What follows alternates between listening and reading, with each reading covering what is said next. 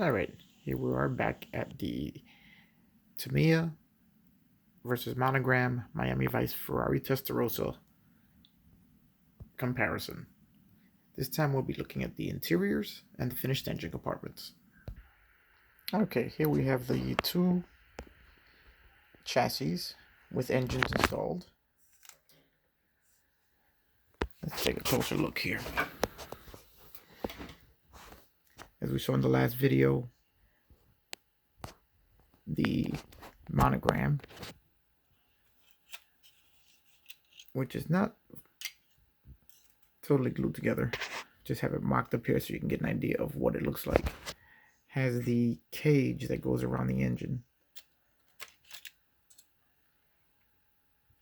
which is actually not a bad piece.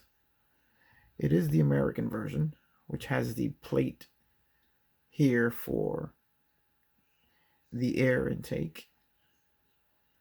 Also has molded in the coolant reservoir, the gas filters on the left and the right side. Well, they are molded in slightly differently on each side. I'm not sure if that's normal or not. You testarossa experts out there will have to let me know. It also has wiring harnesses. Let's see if we can get it to focus. It also has wiring harnesses molded into the frame itself, which is an extra added little detail. There you go. Which looks pretty good. This whole piece itself is actually a pretty good looking piece. And actually looks, I think, a little better than the Tamiya. Now the Tamiya itself has the cage. It's a simple structure, which may be the way the European version is, as this is the European version of the car as opposed to the American version, which is the Monogram. It does, the air intake here doesn't have the panel around it like the Monogram does. But what the Tamiya does have that the Monogram does not is fuel pumps on each side of the engine compartment. Now the Monogram doesn't have this detail at all, as the engine compartment is completely open on the sides, where you can only see the chassis. Now this may be because the American version didn't have its fuel pumps on the outside like the European version. That I do not know. But I think the Tamiya version, with the added detail of the fuel pumps going into the filters, and then to complement that detail, I added the piping from the fuel pump to the filter, and then going to the engine to the fuel distribution blocks.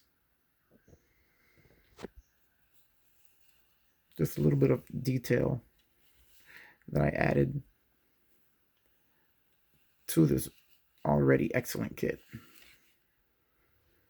I'm very happy with the engine compartment of this car, as I think it looks great.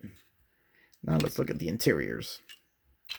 Here we have the interior tub of the Monogram, which comes in 3 separate pieces: the 2 door cards and the interior tub, whereas the Tamiya is 1 piece. Both have the rear hatch shelf with the external part of the grill work. What the Monogram has that the Tamiya doesn't is the belt assembly for the rear shelf, molded into the plastic. Here you can see the 2 belts. The Tamiya does not have that. Now, if that's normal for the European version or not, I do not know. What the Tamiya does do better than the Monogram is in the engraving of the details. All of the switch work, you can see the gated shifter. The parking brake assembly is a separate part in the Monogram. It's all 1 piece, molded in. And the engraving work is not as crisp as it is in the Tamiya. The Monogram also has the pedals molded into the tub, whereas in the Tamiya, it's a separate part.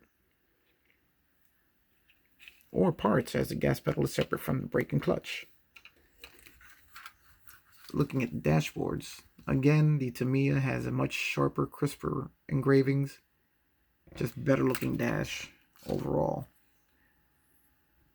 But the monogram does have the gauges engraved into the dash, whereas the Tamiya will use decals for the gauges. As far as the door panels go, the Tamiya has separate parts for the armrests and the door switches, while the monogram, it's all engraved into one door card, which is adequate. Same with the seats. The monogram seats are textured. The Tamiyas are very smooth, but better shaped. Overall, I think, again, the Tamiya takes it, even though the monogram does have a very nice interior.